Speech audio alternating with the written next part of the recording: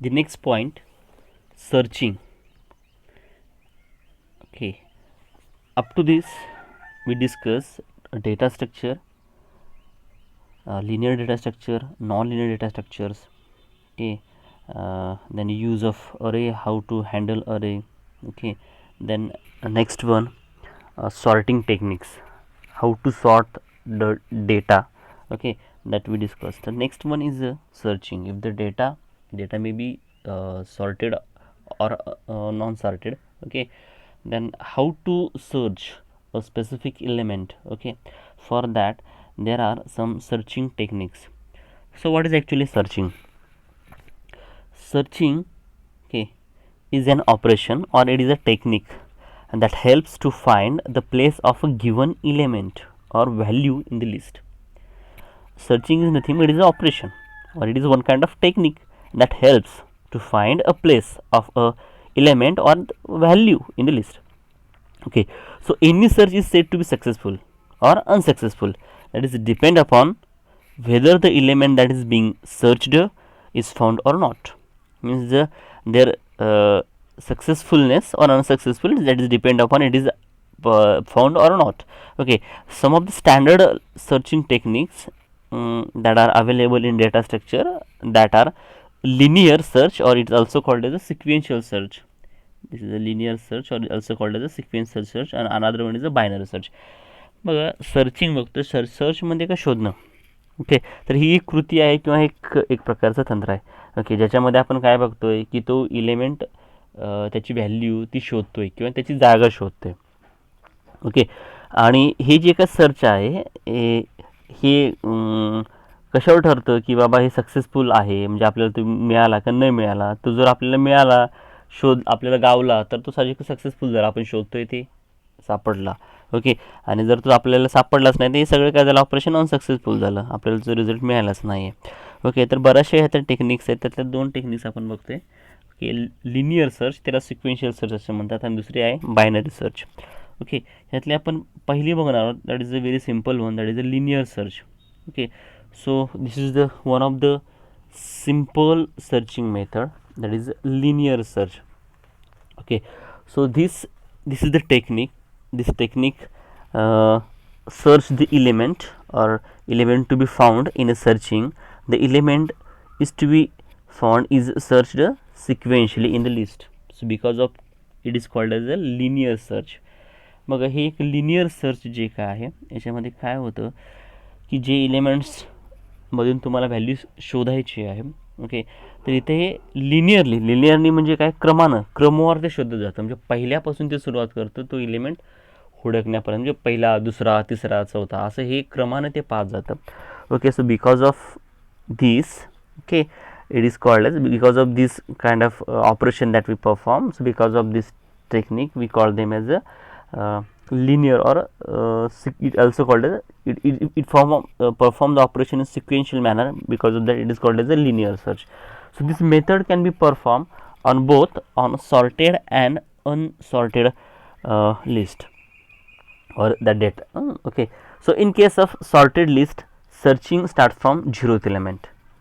Okay, if your list is sorted order, okay, means it is maybe ascending or descending order. Okay, then starts from 0th element and continues, okay, until the element is found, okay, from the list, or the element whose value is greater than the values being searched is reached.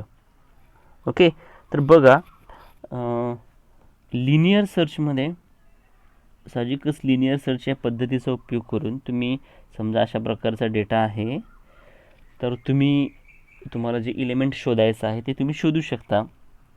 मग त्यासाठी या linear सर्चमध्ये दोन प्रकारे तुम्ही जाऊ शकता. एक तर सुरुवातीपासून, म्हणजे समजा तुम्हाला 46 शोधायचा आहे, तर तुम्ही सुरुवातीपासून चेक करू शकता, हा 46 आहे का, प्रत्येकाशी कम्पेअर करून हा 46 आहे का, हा का आहे का. ओके, असं एकामागोमाग एक लिनियरली तुम्ही एकामागोमाग एक सिक्वेन्शियल लिहू शकताय.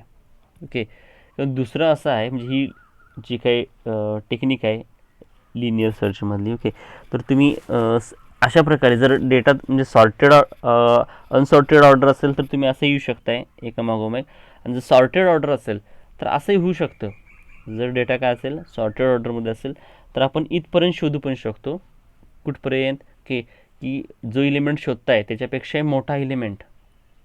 तुमचा जर डेटा अनसॉर्टेड ऑर्डर असेल, बघा तुमचा हा डेटा समजा हा अनसॉर्टेड ऑर्डर आहे, ह्याचा अर्थ तुम्हाला काय करायला पाहिजे, शेवटच्या इलिमेंटपर्यंत म्हणजे पहिला, दुसरा, तिसरा, चौथ्या, पाचव्या, कुठला एलिमेंट तुम्हाला शेवटच्या इलिमेंटपर्यंत शोधायला लागणार आहे. कारण काय सॉर्टेड ऑर्डर नाही आहे, तो इलिमेंट कुठे असू शकतो, मध्ये असू शकतो, सुरुवातीला असू शकतो किंवा सगळ्यात शेवटी पण असू शकतो. त्यामुळे शेवटच्या इलिमेंटपर्यंत तुम्हाला अनसॉर्टेडला शोधावं लागेल.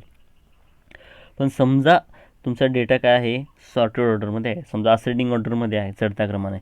असं सॉर्टेड ऑर्डरमध्ये असेल तर आपण काय करणार आहोत, जो इलिमेंट तुम्हाला शोधायचा आहे त्या इलिमेंटपेक्षा जर मोठी व्हॅल्यू आली तर साहजिकच याच्या पुढं तो असणार नाहीच आहे. बघा चढत्या क्रमाने जर असेल तर साहजिकच जो इलिमेंट तुम्ही शोधताय त्या इलिमेंट तो इलिमेंट शोधला, सापडला तर ठीक आहे. समजा जर त्या एलिमेंटपेक्षा जर मोठी व्हॅल्यू तुम्हाला सापडली, समजा तुम्ही 20 शोधताय आणि तुम्हाला जर मोठी व्हॅल्यू सापडते, 20पेक्षाही पुढची व्हॅल्यू तुम्हाला सापडते, समजा इथं 46 सापडली, तर साहजिकच हा एलिमेंट पुढे असणारच नाही आहे. कारण तुमचं ऑलरेडी लिस्ट काय आहे सॉर्टेड ऑर्डरमध्ये. याचा अर्थ ते अनसक्सेसफुल झालं, बरोबर आहे काय. तर हे या प्रकारे सुद्धा करू शकता तुम्ही. पण जर तुमची लिस्ट जर अनसॉर्टेड ऑर्डरमध्ये असेल then you have to start from the beginning, that is from 0th element आणि continue until the element or the end of the list is reached. साहजिकच जर अनसॉर्टेडमध्ये असेल तर सुरुवातीपासून सुरू करा, कुठपर्यंत तुम्हाला शोधायला पाहिजे, शेवटपर्यंत. कारण तो एलिमेंट कुठे असू शकतो अनसॉर्टेड असल्यामुळे. तर आता आपण इथं एक्झाम्पल बघणार आहोत. इथं आपण एक्झाम्पल बघणार आहोत. इथं जी काही लिस्ट दिलेली आहे, इथं आपण पाहणार आहोत एक्झाम्पलमध्ये. बघा कशा प्रकारे हे काम करणार आहे. लिनियर सर्च हे एक्झाम्पल आहे. तुम्ही लिनियर सर्च कशी पण, लिनियर सर्च ते काय इथं जर सॉर्टेड ऑर्डरमध्ये आहे असं काही नाही आहे, प्रत्येक एलिमेंट मी चेक करतो ॲट द एंडपर्यंत. तर इथं पहा आता iostream.h. ही हेडर फाईल आहे, iostream.h हेडर फाईल आहे. हे लिनियर सर्चचं एक्झाम्पल लक्षात ठेवा.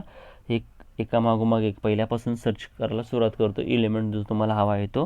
तो एलिमेंट तुम्हाला देतं आणि कुठं आहे लोकेशन त्याचं तेही सांगतो.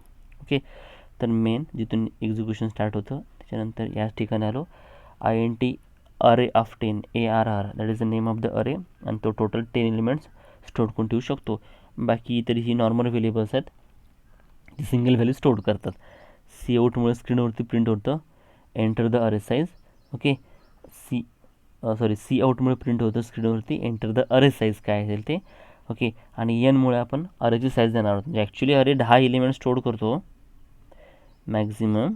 ARR 10 अरे किती एलिमेंट स्टोअर करू शकतो 10. पण समजा तुम्हाला याच्यापेक्षा कमी साईज त्याच्यापेक्षा जर कमी असेल तर तुम्ही इथं ते पण देऊ शकताय की अरेची साईज किती देऊ शकता, 8 एलिमेंट, 5 एलिमेंट, किंवा 10पैकी 10 असंही देऊ शकताय. तर ती व्हॅल्यू कोणाला असं होणार आहे Nला. जसे या एक्झाम्पलमध्ये मी इथे दिले बघा. इथे दिले काय तर बघा अरे साईज किती दिले मी 5, म्हणजे 5 एलिमेंटवरतीच मी काय करणार आहे, 10 आहे स्टोअर करू शकते अरे, पण मी 5च एलिमेंट देणार आहे, त्यातले एलिमेंट शोधून बघणार आहे. आणि त्याच्यानंतर हे एलिमेंट्स एंटर केलेत 23, 34 हे एलिमेंट्स आपण मी 5 एलिमेंट्स एंटर केलेत. तर इथंच बघा ते आता. या प्रकारे इथं आलो आपण. साईज दिली आपण N किती झालं 5. पुढं Cout एंटर द अरे एलिमेंट्स, म्हणजे जे 5 एलिमेंट्स तुम्ही घेणार आहात ते एलिमेंट्स एंटर करा. त्यासाठी हे लूप वापरलं आहे. साहजिकच काय अरेची जी काही इंडेक्स असणार आहे, अरे ऑफ, कारण अरे ऑफ ए, अरे ऑफ 0ला पहिला एलिमेंट, अरे ऑफ 1ला दुसरा एलिमेंट, असं अरे ऑफ 4पर्यंत, म्हणजे 0 to 4 5 एलिमेंट होतात. ते एलिमेंट्स काय होतात, म्हणजे ह्या लूपमुळं फॉरच्या या आयची व्हॅल्यू बदलत जाते. म्हणजे आयची व्हॅल्यूपर्यंत 0 येते, नंतर परत 1 येते आयची व्हॅल्यू, नंतर 2 येते, म्हणजे RF1, RF0, RF1, RF2 ह्या ठिकाणी व्हॅल्यूज काय होतात स्टोअर्ड होत जातात. Cin काय करतं, जे तुम्ही देताय ते त्या लोकेशनला स्टोअर्ड होतं. जसं इथे तुम्ही दिलं आहे, इथं 23 दिलं आहे, बरोबर आहे का. पहिल्यांदा इथे किती दिले 23. हा अरे ऑफ ARR अरे ऑफ 0th लोकेशनला स्टोअर्ड होणार आहे. 34 ARR 1 या स्टोअर्ड होणार लोकेशनला, इंडेक्सला स्टोअर्ड होणार आहे. तसंच 45 ए अरे ऑफ 2 ARR2 या इंडेक्सला स्टोअर होणार आहे. तसंच 56 67 या प्रकारे अरेच्या लोकेशनला काय होणार आहेत, स्टोअर होणार आहेत. ओके, हे झालं. आता पुढं बघा, पुढचे स्टेटमेंट बघा. Okay, enter the number to be search. Okay, आता ही स्टेटमेंट प्रिंट होते, enter the number to be search. सी आउटमुळं तुम्हाला कुठला एलिमेंट सर्च करायचा आहे, ओके, तो द्या, एंटर करा तो. तर सी इन साहजिकच तुम्ही जो एलिमेंट सर्च करणार ना तो द्यायचा आहे आपण इथं. तो काय असेल तो आपण दिला, समजा तो नम या व्हेरिएबलला असाइन होणार आहे. इथे तो दिला किती बघा, मी 45 दिला आहे बघा. Enter the number to be search किती दिलं मी, 45 दिला आहे. ओके, 45 आपण काय करणार आहोत, शोधणार आहोत. म्हणजे ही व्हॅल्यू 45 ही व्हॅल्यू कुणाला असाइन झाली, नम या व्हेरिएबलला हा नंबर शोधणार आहोत. म्हणून नम या व्हेरिएबलला 45 व्हॅल्यू असाइन झाली. आता इथं आल्यानंतर पुढं बघा. ओके, आता ह्या लोकेशनला आल्यानंतर इथं साहजिकच काय झालं आहे, इथं मला व्हॅल्यू किती असाइन झाली, 45. आता हे फॉर लूप आहे बघा, हे फॉर लूप आणि हा फॉर लूप हे ह्या याच्यावरती काम करतं. Okay, for i is equal to 0. Okay, म्हणजे आय किती झालं, 0 लेस दॅन एन किती आहे, 5. या ठिकाणी बोलतो आहे मी की 0 लेस दॅन 5 म्हणजे 0 हे 5पेक्षा लहानच आहे, त्यामुळे आय प्लस प्लस म्हणजे किती झाला, 1 झाला. ठीक आहे.